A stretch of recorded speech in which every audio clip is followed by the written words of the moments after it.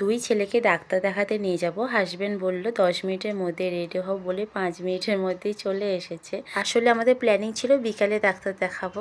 তো হাজবেন্ড নাম লেখাতে গেছিলো, তখন ফাঁকা ছিল বলে বলল দুই ছেলেকে এখনই নিয়ে চলে আসো।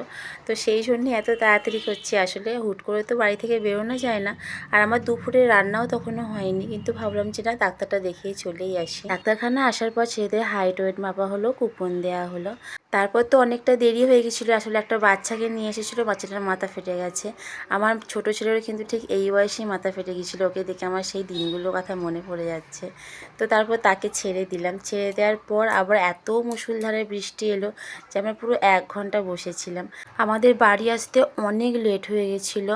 তো আমি তো রান্নাও করে রেখে যাইনি, সেই জন্য ভাবলাম যে সেদ্ধ ভাতই খেয়ে নিই। ভাতটা ফ্যানে ফ্যানে রাখলাম, আর ফ্যানে ফ্যানে ভাত ঘি দিয়ে খেতে বেশ ভালোই লাগে। আলু সেদ্ধ করে নিয়েছিলাম, একটু পাঁপড় ভেজে নিয়েছিলাম, আর জিরে লঙ্কা তেল করে নিয়েছিলাম। এই লঙ্কা তেল দিয়ে কিন্তু আলু মেখে ভাত খেতে বেশ দারুণই লাগে।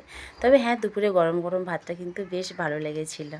আমার দুই ছেলের কি হয়েছে পরের ভিডিওতে বলবো। একসঙ্গে দুই ছেলেকে ডাক্তার দেখাতে নিয়ে গেলাম, নিশ্চয়ই কিছু তো একটা হয়েছে।